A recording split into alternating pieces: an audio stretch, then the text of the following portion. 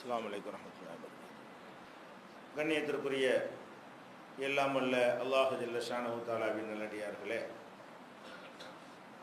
விருந்தோம்பல் செய்வது குறித்த ஒழுங்குகளையும் அதனுடைய சட்டத்திட்டங்களையும் நாம் பார்த்து வருகிறோம்.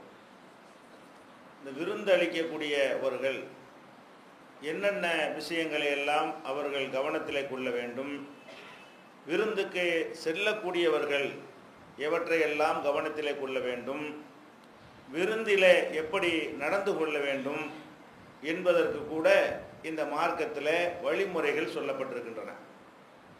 நாம் ஒரு விருந்துக்கு ஏற்பாடு செய்கிறோம் என்று சொன்னால் எத்தனை பேரை விருந்துக்கு அழைக்கிறோம், என்னென்ன வயசில் உள்ளவர்களை நம்ம அழைக்கிறோம், ஒவ்வொருவருக்கும் எவ்வளவு சராசரியாக அவர்களுக்கு தேவைப்படும் என்று மதிப்பீடு செய்து கணக்கு போட்டு தான் சமைக்க வேண்டும். இது இஸ்லாத்தினுடைய ஒரு முக்கியமான ஒரு கட்டளை. நபிகள் நாயகம் ஸல்லல்லாஹு அலைஹி வஸல்லம் சொன்னார்கள், கீலு தாமக்கும், உங்களுடைய உணவுகளை அளந்து போடுங்கள், ஃபைன்னஹு யுபாரக்குலக்கும் ஃபீஹி, அப்போதுதான் உங்களுக்கு அதில் பரக்கத்து செய்யப்படும், அல்லாஹ்வுடைய அருள் செய்யப்படும் என்று நபிகள் நாயகம் ஸல்லல்லாஹு அலைஹி வஸல்லம் அவர்கள் சொல்கிறார்கள். ஒரு 10 பேர் நம்ம அழைத்திருக்கிறோம் என்று சொன்னால் சும்மா குருட்டாம்போக்கில் அரிசி அள்ளி போட்டு சமைச்சிடக்கூடாது. 10 பேருக்கு எவ்வளோன்னு நமக்கு தெரியும். என்னென்ன வயசில் உள்ளவங்களை அழைத்திருக்கிறோம், என்னென்ன தரத்தில் உள்ளவங்களை அழைத்திருக்கிறோம், சராசரியாக எவ்வளவு சாப்பிடுவார்கள் என்று கணக்கு போட்டு நம்ம சமையல் செய்தோம் என்று சொன்னால் அல்லாஹ்வுடைய மறைமுகமான அருள் அதில் கிடைக்கும். இன்னைக்கு உணவு வீணாக போகிறதுக்கெல்லாம் கூட இதுதான் காரணம். 500 பேரை கூப்பிட வேண்டியது 1000 பேருக்கு சமைக்க வேண்டியது. இதனால எல்லாம் என்ன செய்கிறது, பொருள் விரயமாகக்கூடிய காட்சியை பார்க்கிறோம். திருமணங்களாக இருந்தாலும் பொது நிகழ்ச்சிகள் இருக்கிறத, அந்த மாதிரியான பொது காரியங்களாக இருந்தாலும் அதில் பரிமாறக்கூடிய பொருள்களுக்கு நம்ம கணக்கு வைத்துக் கொள்வதில்லை. ஏதோ வந்தானுக்கு வந்தான் போனானுக்கு போனான்னு சொல்கிற மாதிரி என்ன செய்கிறோம், ஏதோ ஒரு குருட்டாம்போக்கில் இந்த மாதிரியான வேலைகளை செய்து கொண்டிருக்கிறோம். அப்போ விருந்துக்கு அழைக்கக்கூடியவர்கள் என்ன செய்யணும், நம்ம இடத்துல உள்ள பொருளாதாரம் என்ன, நம்ம எத்தனை பேரை கூப்பிடுறோம், அவங்களுக்கு என்ன தேவை, இதையெல்லாம் கணக்கிட்டு செய்தால்தான் பொருள் வீணா போகாம இருக்கும். அது பரக்கத்தானே. பொருள் வீணா போகலன்னா அது அல்லாஹ்வுடைய அருள் தானே. 100 பேருக்கு சமைச்சு 50 பேர் சாப்பிட்டு போனாங்கன்னா 50 பேருடைய பொருள் வீணா போய் விடுகிறது. அப்போ 50 பேருக்கு 100 பேருடைய சாப்பாட்டை நம்ம சமைச்சோம் என்று சொன்னால் அங்கே அல்லாஹ்வுடைய அருள் இல்லை, டபுள் மடங்கு வேஸ்டா போயிடுது, இன்னொரு மடங்கு வேஸ்டா போய் விடுகிறது ஆகிறது. அதனால தான் நபிகள் நாயகம் ஸல்லல்லாஹு அலைஹி வஸல்லம் சொல்றாங்க, உணவுகளை என்ன செய்யணும், எதுவாக இருந்தாலும் சும்மா அள்ளி போட்டக்கூடாது. ஒரே மாதிரியா வீட்டில் சமைக்கும் பொழுது கூட ஒரு 10 பேர் இருக்கக்கூடிய வீடுன்னு வைங்களேன், 10 பேர் இருக்கும்போது ஒரு கணக்காக செய்து கொண்டிருந்தால் 2 பேர் வெளியே போயிட்டாங்கன்னு சொன்னால் அது குறைக்கணும். 2 பேர் இன்னைக்கு இல்லை, 2 பேருக்கு போட வேண்டிய அந்த பொருள்களை நம்ம குறைத்து கொள்ளுவோம். இப்படி எல்லாம் கணக்கிட்டு வாழ வேண்டும் என்பதுதான் அல்லாஹ்வுடைய அருள் கிடைப்பதற்கு, பரக்கத்து கிடைப்பதற்குரிய வழிமுறை என்று நபிகள் நாயகம் ஸல்லல்லாஹு அலைஹி வஸல்லம் சொல்கிறார்கள். இந்த விருந்துக்கு அழைக்கக்கூடியவங்க இதில் என்ன செய்யணும், கவனம் செலுத்த வேண்டும். பரக்கத்து வேண்டும் என்று சொன்னால் இதில் அக்கறை செலுத்த வேண்டும். அடுத்ததாக விருந்துக்கு ஒருவர் அழைக்கப்பட்டவர் வருகிறார் என்று சொன்னால் அவங்கள வரவேற்கிறது, அவங்கள வாங்க நல்வரவுன்னெலாம் சொல்கிறோம் இல்லையா, இந்த மாதிரி அவங்கள வரவேற்கிறதை நபிகள் நாயகம் ஸல்லல்லாஹு அலைஹி வஸல்லம் அவர்கள் அங்கீகரித்திருக்கிறாங்க. வெறுமனே சலாம் மட்டும் சொன்னால் பத்தாது. அது சலாம் எப்போ வேணாலும் சந்திக்கும் போதெல்லாம் சொல்லுவோம். நம்ம சாப்பிட்றதுக்குன்னு கூப்பிட்டுருக்கோம், வந்திருக்காங்கன்னு சொன்னால் வாங்க உள்ள வாங்க.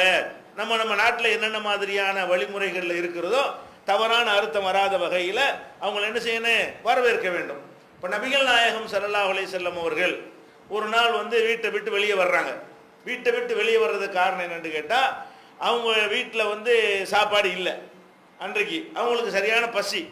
அப்போ ஒரு சகோதரர், ஒரு அன்சாரி தோழர் அவங்கள அழைச்சிருந்தார், வீட்டுக்கு வாங்க சாப்பிட்றதுக்கு வாங்க என்று அழைத்திருந்தார். அப்போ அந்த அழைப்பின் அடிப்படையில் நபிகள் நாயகம் ஸல்லல்லாஹு அலைஹி வஸல்லம் வெளியே வர்றாங்க. அபூபக்கர் ரலியல்லாஹு அன்ஹு அவர்களும் உமர் ரலியல்லாஹு அன்ஹு அவர்களும் அவங்களும் வெளியே போய் கொண்டிருக்கிறார்கள். என்ன இந்த வெட்ட வெளியில் இந்த பட்டப்பகலில் நீங்கள் நிற்கிறீங்களே என்ன என்று கேட்கும் பொழுது, பசி தான், அதுக்கு தான் ஏதாவது தேடி வந்திருக்கிறோம் என்று அவங்க 2 பேருமே சொல்கிறாங்க. அப்போ நபிகள் நாயகம் ஸல்லல்லாஹு அலைஹி வஸல்லம் சொல்கிறார்கள், நீங்கள் எதற்காக இப்போ வெளியே வந்திருக்கிறீர்களோ அதுக்கு தான் நானும் வந்திருக்கிறேன். உங்களுக்கு எப்படி பசியின் காரணமாக வீட்டில் ஒன்றுமில்லாத நேரத்தில் வெளியே ஏதாவது கிடைக்குமா என்று தேடி வந்திருக்கிறீர்களோ அந்த மாதிரி தான் நானும் வந்திருக்கிறேன், வாங்க போவோம் என்று சொல்லி அவங்க ஏற்கனவே அழைச்சிருந்தார் இல்லையா அந்த அன்சாரி தோழர். அன்சாரி தோழர்னா மதீனாவை சேர்ந்த உள்ளூர்வாசி, இவங்க வெளியூர்லேருந்து வந்தவங்க தானே. இவங்கள்ட்ட போதுமான வசதிகள் இருக்காது. அபூபக்கர் உமர்லாம் ஆரம்ப காலத்தில் மக்காவிலேருந்து வந்தவங்க, அவங்களுக்கு தொழில் துறை, வீடு வாசல், தோட்டம் துறம்லாம் இருக்காது. அந்த மாதிரி இருந்த காரணத்தினால சில நேரங்களில் இந்த மாதிரி கஷ்டம் வந்துருச்சுன்னு சொன்னால் அன்சாரிகள் வந்து என்ன செய்வாங்க, தோப்பு துறவு வசதிகள்லாம் இருக்கும் அவங்கள்ட்ட. அன்சார்னா உள்ளூர் வாசிகள், மதீனா வாசிகள். அப்போ நபிகள் நாயகம் ஸல்லல்லாஹு அலைஹி வஸல்லம் அவர்கள் அந்த அன்சாருடைய வீட்டுக்கு போகிறாங்க. போன உடனே அங்கே போனால் அவர் இல்லை, யார் இவங்களை அழைச்சிருந்தாரோ அவர் இல்லை. அப்போ ரசூல் ஸல்லல்லாஹு அலைஹி வஸல்லம் கேட்குறாங்க, அவங்க உள்ளே போன உடனே அவங்க மனைவி தான் இருக்கிறாங்க, யார் அழைத்திருந்தார்களோ அவங்களுடைய மனைவி தான் இருக்கிறார்கள். அப்போ அந்த மனைவி என்ன பண்ணுறாங்க, நபிகள் நாயகம் ஸல்லல்லாஹு அலைஹி வஸல்லம் வந்தவுடனே மர்ஹபம் வாஹலா, இது வந்து வரவேற்கிறக்கூடிய வார்த்தை. மர்ஹபான்னு என்ன அர்த்தம், நல்வாழ்த்து சொல்லுகிறோம். ஆகலான்னா நீங்கள் தகுதியோட ஒரு அந்தஸ்தோட நீங்கள் உள்ளே வாங்க, கண்ணியத்தோடு உள்ளே வாங்கன்றதுக்கு அர்த்தம். இப்போ மர்ஹபன் வாஹலாங்கிற வார்த்தையை சொல்லி நபிகள் நாயகம் ஸல்லல்லாஹு அலைஹி வஸல்லம் அவர்கள் அது வரவேற்கிறாங்க. இப்படிலாம் சொல்லக்கூடாதுன்னு ரசூலுல்லாஹ் கண்டிச்சிருப்பாங்க. இது என்ன, இது மர்ஹபன் வாஹலாங்கிறீங்க, இதெல்லாம் என்ன தேவையில்லாத வேலை அப்படின்னு சொல்லியிருப்பாங்க. அப்போ நபிகள் நாயகம் ஸல்லல்லாஹு அலைஹி வஸல்லம் அந்த விருந்துக்காக போகக்கூடிய நேரத்தில் அந்த அம்மா என்ன செய்கிறாங்க, மர்ஹபா என்றும் அஹ்லன் என்றும் ரெண்டுமே வரவேற்கிறக்குரிய வார்த்தை. தங்கள் வரவு நல்வரவாகன்னு சொல்கிறோமா இல்லையா, இந்த மாதிரியான ஒரு கருத்தில் உள்ளது. அப்போ இதை சொல்லி என்ன செய்கிறாங்க, அந்த அம்மா வரவேற்கிறாங்க. வரவேற்ற உடனே ஐன புலான், உங்கள் கணவர் அவர் எங்கே போயிட்டார், ஆள் எங்கே அப்படின்னு கேட்குறாங்க. அவர் வந்து சுவையான தண்ணீர் எடுத்து வருவதற்காக வெளியே போயிருக்கிறாரு. வீட்டில் உப்பு தண்ணியாக இருக்கும் போல இருக்குது, நல்ல தண்ணீர் கிடைக்கக்கூடிய இடத்துக்கு நெஞ்சிருக்கிறாரு. குடி தண்ணீர் எடுத்து வருவதற்காக அவர் சென்று இருக்கிறாரு. இதுல இருந்து ஆண்கள் கூட என்ன செய்யணும், வீட்டில் தண்ணி பிரச்சனை வெளியில் போய் பிடிச்சிக்கணும்னாலும் கொடுக்கணும், தேவைப்பட்டுச்சுன்னு சொன்னால் அது பொம்பளை வேலை நம்ம ஆக்கிவிட்டோம். அந்த சஹாபி என்ன பண்ணுறாரு, வீட்டுக்கு தேவையான குடி தண்ணீருக்காக வேண்டி அவர் என்ன செய்கிறாரு, போய் எடுத்து கொண்டு வர்றாரு. தேவைன்னா அப்படி ஹெல்ப் என்ன செய்யணும், பண்ணிக்கிறணும். அப்போ பேசி கொண்டிருக்கும் போது அவர் வந்துடுறாரு.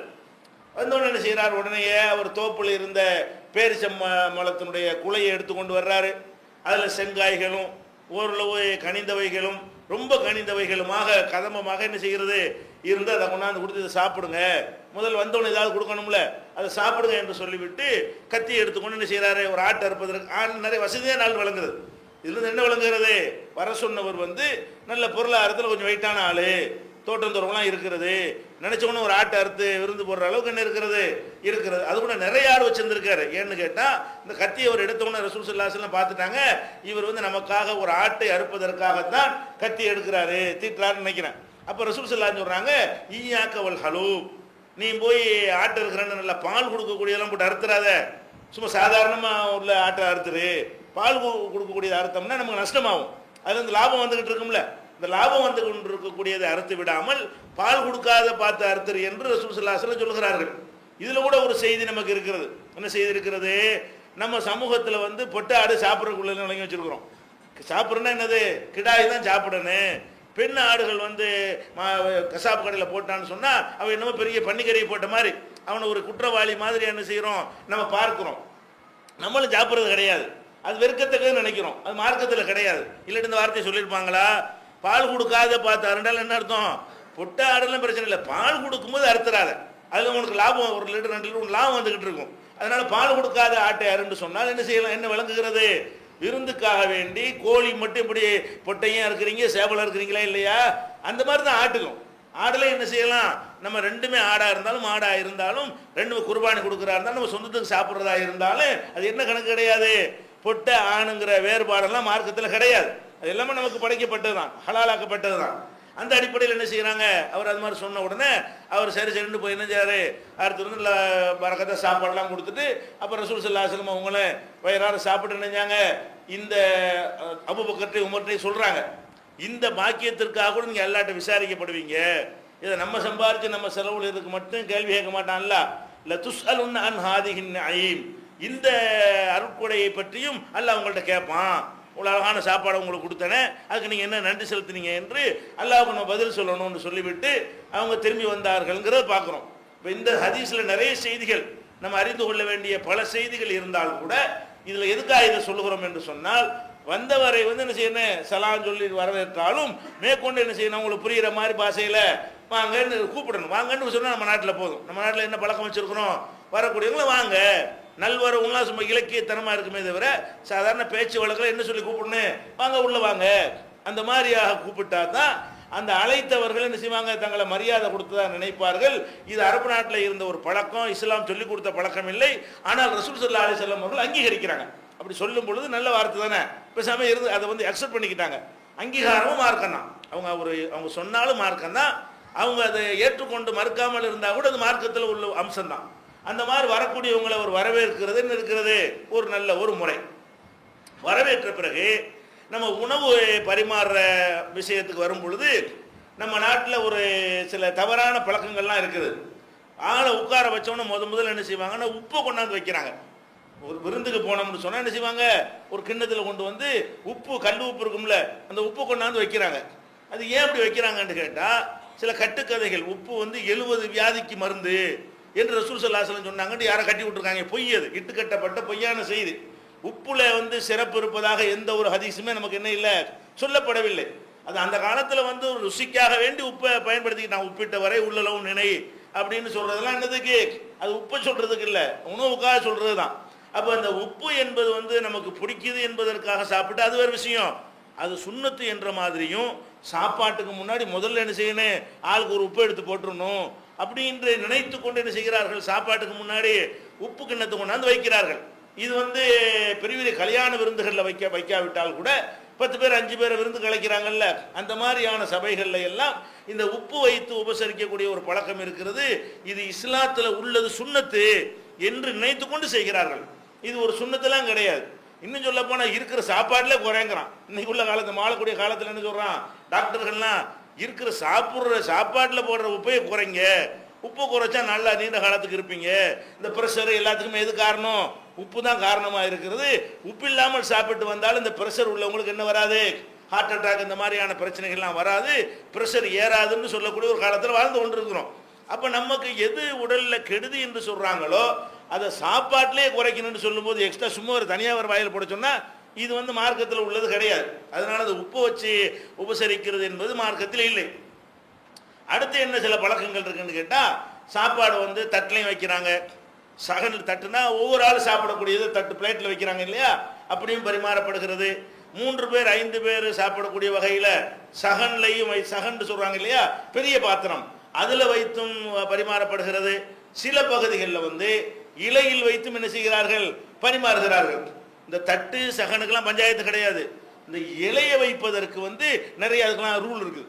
இலைக்கு என்ன செஞ்சிருக்கிறான், சில சட்டங்கள்லாம் வச்சிருக்கிறான். இப்படி திருப்பி போடுறது, அப்படி திருப்பி போடணும். இலையை இலைங்கிறது அது ஒரு சாப்பாட்டை வைக்கக்கூடிய ஒரு பாத்திரம், அவ்வளவுதான். அந்த பாத்திரத்தை நமக்கு எப்படி வசதி அப்படி வச்சுக்கிற வேண்டியதுதான். அந்த இலையை வந்து ஹோட்டலுக்கு போனால் கூட நம்ம ஒரு மாதிரி திருப்பணும்னு வைக்க வந்து அப்படி திருப்பி போட்டு சாப்பாடு வச்சுட்டு போவோம். இப்படி வைக்கக்கூடாது. என்னது, அது ஏதோ கணக்கு வச்சிருக்கான், வடக்க பார்த்துருக்குன்னு, அந்த தெற்க பார்த்துருக்குன்னு ஏதோ கணக்கு வச்சிருக்கிறான், அது நமக்கு தெரியல. ஆனால் அந்த இலை போடுறதுக்கு என்ன இருக்குது, சில ஃபார்மாலிட்டிஸ் எல்லாம் பிற மதத்து மக்கள்கிட்ட இருக்கிறது. நமக்கு அதெல்லாம் கிடையாது. இஸ்லாத்தில் என்ன இல்லை, எது வசதியாக இருக்குதோ அந்த மாதிரி இலையை போட்டுக்கிற வேண்டியதான். எந்த மாதிரி இலையை போட்டால் நமக்கு வசதியாக இருக்குமோ, அகலமான பகுதி எந்த பக்கம் இருக்குன்னு, அகலம் கம்மியாக உள்ள பகுதி எந்த பக்கம் இருக்குன்னு, அந்த மாதிரி நம்மளை சாப்பிடணும் கணக்கு பண்ணி என்ன செய்ய வேண்டியதுதான். சாப்பாட்டுக்கு தகுந்த மாதிரி இலை எப்படி வேண்டாலும் இப்படியும் போட்டுக்கிறது, எப்படி வேணாலும் போட்டுக்கலாம். அதுலலாம் எந்த ஒரு மார்க்கத்தில் எந்த ஒரு ரூலுமே கிடையாது. வசதிக்கு தகுந்தவாறு நீங்கள் என்ன செய்யலாம், போட்டுக்கொள்ளலாமே தவிர இலை போடுவதற்கு என்றே சில ரூல்களும் சட்டங்களும் நம்ம மக்கள் இன்றைக்கு வரை என்ன செய்கிறாங்க, கடைபிடிக்கிறார்கள். அதுபோக இலையில் என்ன செய்ய, தண்ணியை தொளிக்கணும். கழுவுறதுக்கு தண்ணி ஊற்றினா பரவாயில்லை, இலையில் அழுக்கு இருக்கு ஊற்றி கழுவிட்டு சாப்பிட்டா அது ஒரு பரவாயில்லை. தண்ணியை சடங்கு மாதிரி சும்மா டம்ளரில் கையை விட்டு இப்படி இப்படி சொல்லணுமா, என்னத்துக்குன்னு கேட்டால் அப்படி தான் செய்யணுங்கிறாங்க.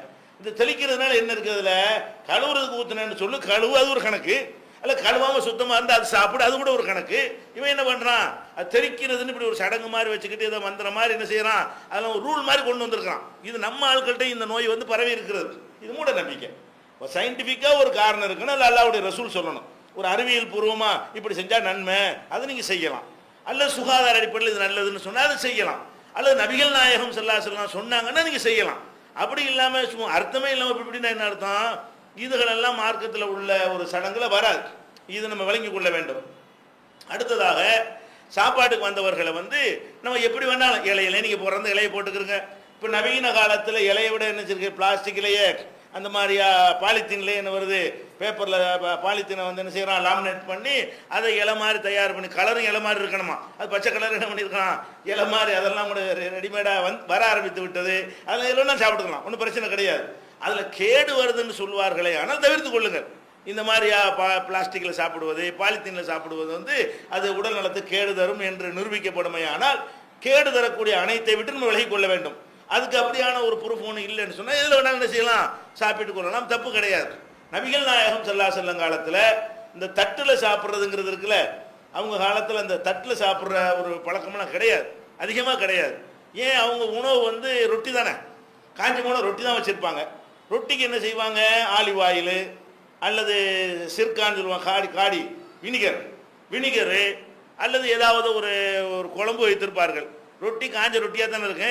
அந்த ரொட்டியை எதில் வைப்பார்கள் என்று சொன்னால் சுஃப்ரான்னு சொன்னால் ஒரு துணி, சாப்பாடை வைப்பதற்குரிய சுத்தமான, சாப்பாட்டுக்கு மேலே கீழே விரிக்கிற அந்த துணி இல்லை, நம்ம தட்டை வச்சு தட்டுடைய சிந்துமை அதுக்கு விரிக்கிற துணியை போய் சுப்ரான்னு இருக்கிறாங்க, சுப்ரா விரிங்கிறாங்க. சுப்ராங்கிற வார்த்தைக்கு என்ன அர்த்தம்னு கேட்டால், சாப்பாட்டை வச்சு சாப்பிட்றோம்ல தட்டு மாதிரி, அதுக்குரிய துணி, நல்ல சுத்தமான துணி வச்சுருப்பாங்க. அந்த துணியை கொண்டாந்து விரிப்பாங்க, அதில் கொண்டாந்து ரொட்டியை போடுவாங்க. ரொட்டியை ஒவ்வொருத்தரும் எடுத்துக்கொள்வார்கள். தனியாக ஒரு கொப்பில் என்ன இருக்கு, குழம்பு ஏதாவது இருந்தால் இருக்கும், அதில் தொட்டு தொட்டு சாப்பிட்டு கொள்வார்கள். இப்போ தட்டுடைய இடத்துல எது இருக்கிறது, சுப்ரா தான் இருக்கும், அந்த துணி தான் இருக்கும். அந்த மாதிரி பிரயாணத்தில் போகும்போது அதை பிடிச்சி கட்டி கொண்டு போயிடுவார்கள். அது சாப்பாடு வைப்பதற்கு உள்ளதை தவிர சிந்துவதை போடுவதற்கு உரியதில்லை. வேஸ்ட்டுக்கு போடுவோம்ல, அது மாதிரி நம்ம சுப்ரான்னு ஒன்று விரிக்கிறோம், அது விரிக்கணும் தப்பு இல்லை.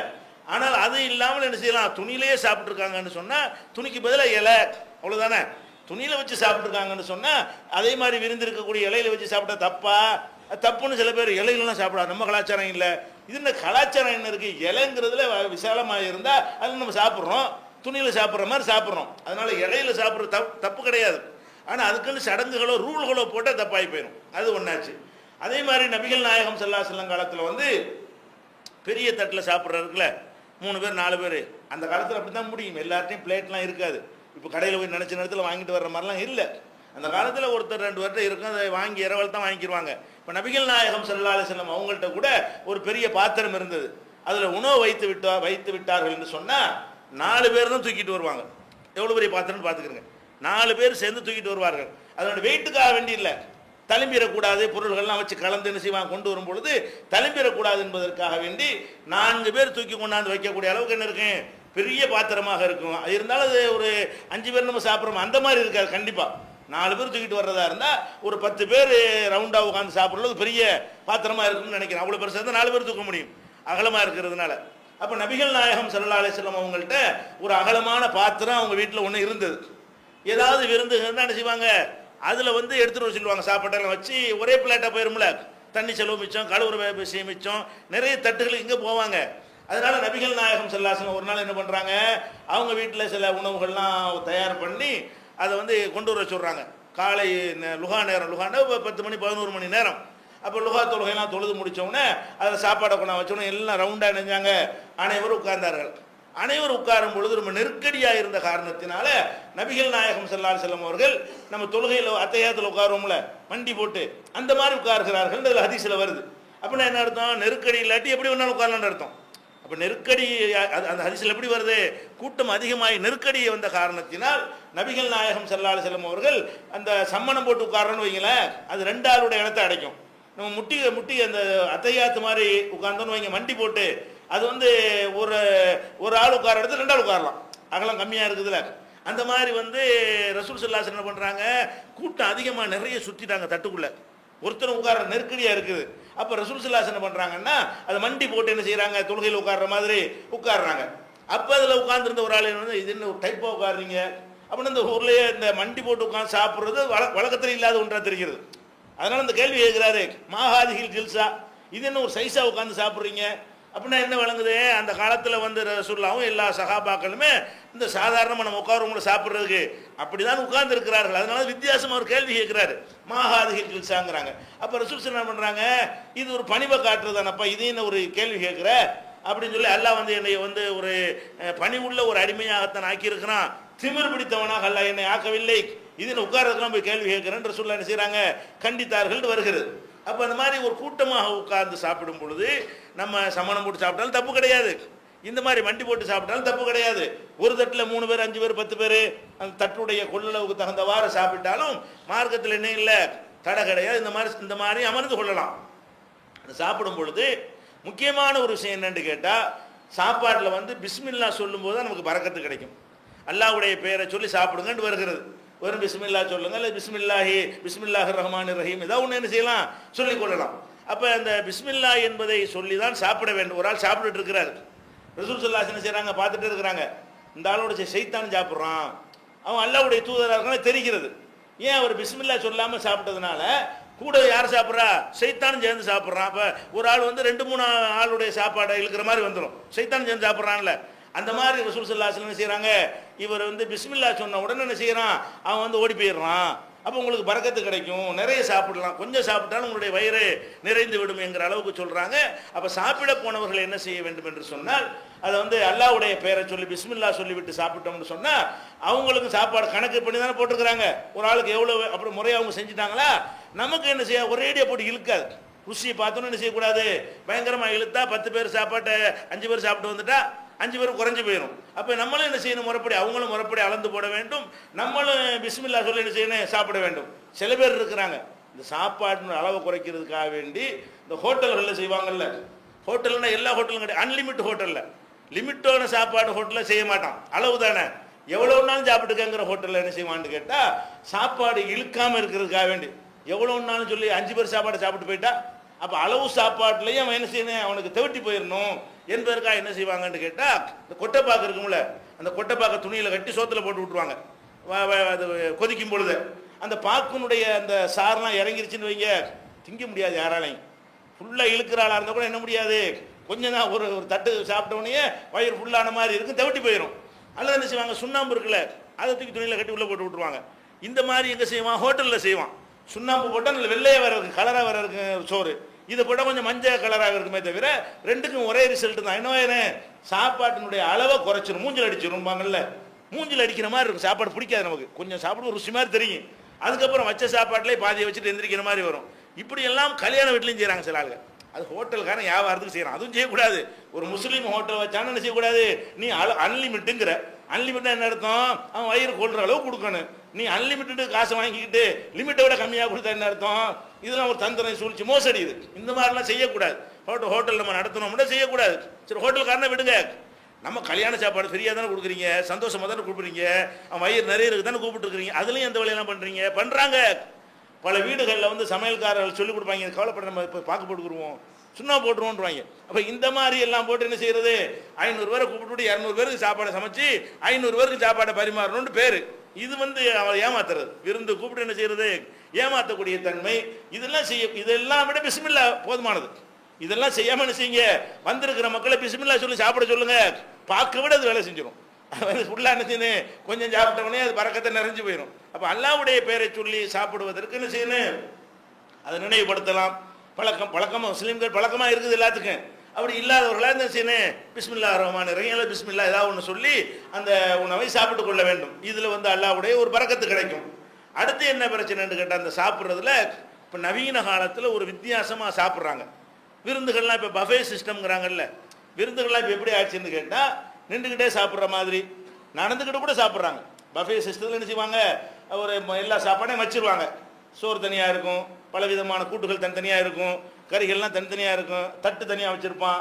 அவன் வேணுங்கிற எடுத்து போட்டு என்ன செய்வான், அப்படி நின்றுக்கிட்டு பேசிக்கிட்டு இங்கேருந்து அங்கே போகிறது, அங்கேருந்து வர்றது, அந்த ஹாலில் சுற்றிக்கிட்டே என்ன செய்வாங்க, ஒரு ஜாலியாக இந்த மாதிரிலாம் சாப்பிடக்கூடிய ஒரு பழக்கமெல்லாம் இருக்குது. இது இந்த நவீன காலத்தில் வந்து வசதி உள்ளவங்களாம் இதை செய்கிறாங்க. இது மார்க்கத்தில் கூடுமா, நின்றுட்டு சாப்பிட்றோம்ல, நின்றுக்கிட்டு சாப்பிட்றது ஒன்று இருக்குது, நடந்துக்கிட்டு சாப்பிட்றதுல வருது. நின்றுக்கிட்டு மட்டும் சாப்பிடல, இதில் நின்று கொண்டு சாப்பிட்ற மாதிரி இப்படி நின்றுட்டு யாரும் இருக்க மாட்டாங்க. இங்கேருந்து அங்கே போகிறோம், அங்கேருந்து சாப்பிட்டு நடப்பார்கள், பேசி கொண்டிருப்பார்கள், பல இதுகளை நடக்கணும் பார்க்குறோம். இது வந்து மார்க்கத்தில் கூடுமான்னு கேட்டால் இதுக்கெல்லாம் மார்க்கத்தில் தடை கிடையாதுங்க. இப்னு உமர் ரலியல்லாஹு அன்ஹு அவர்கள் சொல்கிறார்கள், நபிகள் நாயகம் ஸல்லல்லாஹு அலைஹி வஸல்லம் உங்களுடைய காலத்தில் நாங்கள் நடந்து கொண்டே சாப்பிடுவோம். யார் சொல்கிறா, இப்னு உமர் ரலியல்லாஹு அன்ஹு அவர்கள் சொல்கிறாங்க, நாங்கள் நடந்து கொண்டே சாப்பிடுவோம், நடந்து கொண்டே என்ன செய்வோம், வந்து குடிப்போம், நின்று கொண்டே குடிப்போம், நடந்து கொண்டே சாப்பிடுவோம் என்று இப்னு உமர் ரலியல்லாஹு அன்ஹு அவர்கள் அறிவிக்கிற ஹதீஸை நம்ம பார்க்கிறோம். அதே மாதிரி வந்து அலி ரலியல்லாஹு அன்ஹு என்ன செய்கிறாங்க, ஒரு தடவை பள்ளிவாசலுக்கு வெளியே வந்து எல்லாருக்கும் தெரிகிற மாதிரி நின்று கொண்டே தண்ணீரை குடிக்கிறாங்க. குடித்தவுடனே இல்லை ஒரு மாதிரியாக பார்க்குறாங்க. இருந்தாலும் நின்றுக்கிட்டு ஒரு கலீபாவாக இருக்கிறாரு, நின்றுக்கிட்டு தண்ணியை குடிக்கிறாரு அப்படின்னோடனே நீங்கள் வெறுக்கிறது எனக்கு தெரிகிறது, ஆனால் நான் இப்போ குடித்தது மாதிரி நபிகள் நாயகம் ஸல்லல்லாஹு அலைஹி வஸல்லம் குடிச்சு நான் பார்த்துருக்கிறேன், அப்புறம் நீ என்ன கேள்வி கேட்குறேங்கிறார். அவர் என்ன செய்கிறாரு, நான் இப்போது நின்று கொண்டு குடித்தது போலவே நபிகள் நாயகம் ஸல்லல்லாஹு அலைஹி வஸல்லம் அவர்கள் நின்று கொண்டு தண்ணீர் குடித்ததை நான் பார்த்திருக்கிறேன் அப்படின்னு சொல்றாங்க. ஆனால் ரசூல் ஸல்லல்லாஹு அலைஹி வஸல்லம் அவர்கள் நின்று கொண்டு தண்ணீர் அருந்துவதை தடுத்தார்கள்னு ஒன்று இருக்கிறது, ஹதீஸ் இருக்கிறது. தடுத்தார்கள்னு இருக்கிறது, அவங்க செஞ்சார்கள்னு இருக்கிறது. அப்போ தடுத்தார்கள் என்பது என்னன்னு கேட்டால், அது வாய்ப்பு இருந்தால் முடிஞ்ச அளவுக்கு தவிர்க்க பாருங்கன்னு அர்த்தமே தவிர அது குற்றம்னு கிடையாது. நின்று கொண்டு சாப்பிடுவது என்ன இல்லை, குற்றம் கிடையாது. முடிஞ்ச அளவுக்கு உட்காந்துக்கிறங்க. அந்த சிஸ்டம் அப்படி தான் இருக்குதா? டீ கடையில் போகிறோம், உட்காந்துட்டு இருக்கு, எல்லாத்தையும் சேர் போட முடியுமா? ரோட்டில் உள்ள டீ கடையாக இருக்குது, ஒரு 10 பேர் இறங்கிட்டீங்க, 2 ஸ்டூல் தான் வச்சுருப்பாங்க, மீதி 8 பேருக்கு எங்கே போகிறதவன்? அப்போ நின்று டீ குடிச்சிட்டு போக தானே செய்றீங்க. அப்போ நின்று கொண்டு டீ குடிக்கலாமா, நின்று கொண்டு கூல்ட்ரிங்க் சாப்பிடலாமா? பஸ் ஸ்டாண்டில் அது நடக்கிறது. அழகாக குடிக்கல, ஒன்றும் கிடையாது. அதுக்கு வாய்ப்பு இருந்தால் கூட என்ன செய்யலாம், அப்படி செஞ்சுக்கலாம். முடிஞ்ச அளவுக்கு உட்கார்ந்து செய்யலாம். நின்று கொண்டு உட்கார்ந்து சாப்பிடுவது சிறந்ததே தவிர நின்று சாப்பிடுவது தடுக்கப்பட்டது கிடையாது. அல்லது பொருள், இந்த பொறிக்கடலை, இந்த பொறிக்கக்கூடிய சாமான்கள் அதெல்லாம் வாங்கிட்டு நடந்துக்கிட்டு தின்ட்டு போகிறாங்க. இதெல்லாம் பார்த்து நடந்துட்டு சாப்பிட்றான், நம்ம இப்படி கேட்குறோம். அது மார்க்கத்தில் தடை கிடையாது. உங்களுக்கு பிடிக்காட்டி நீங்கள் விட்டு போங்க, அது ஒரு விஷயம். மார்க்கத்தில் குற்றமாகுமா, அல்லாட்டது ஒரு கொஸ்டின் ஆகுமா? நீங்கள் நடந்து கொண்டே சாப்பிட்டாய், நடந்து கொண்டே எதுக்கு வெள்ளரிக்காய் கடிச்சிக்கிட்டே போனேன் அப்படின்னு கேட்பானா? அல்ல, கேட்க மாட்டாங்க. ரசூல் ஸல்லல்லாஹு அலைஹி வஸல்லம் காலத்தில் நாங்கள் நின்று கொண்டே இப்படி நாங்கள் நினைஞ்சிருக்கிறோம், சாப்பிட்டு இருக்கிறோம், நடந்து கொண்டே சாப்பிட்டு இருக்கிறோம், நின்று கொண்டு குடித்திருக்கிறோம் என்று ஹதீஸ் இருக்கிற காரணத்தினால இதையும் நம்ம என்ன செய்யணும், விளங்கி கொள்ள வேண்டும். அதுக்கடுத்து இந்த விருந்து பரிமாறுற விஷயங்கள், இந்த பஃபே சிஸ்டத்தெல்லாம் தப்பு கிடையாது. வீணாக்குறதும் தப்பு இல்லை. வீணாக்காத முறையில் என்ன செய்ய வேண்டியதான், வைத்துக் கொள்ள வேண்டியதான். எந்த முறை நின்று கொண்டோ உட்கார்ந்து கொண்டோ எந்த மாதிரி வேண்டுமானு செய்யலாம், சாப்பிட்டு கொள்ளலாம். அந்த உணவு விருந்து சாப்பிடுவதில் இன்னும் சில விதிகள், ரூல்கள்லாம் இருக்கிறது. இன்ஷா அல்லாஹ் அதை அடுத்தடுத்த வாரங்களில் பார்க்கலாம்.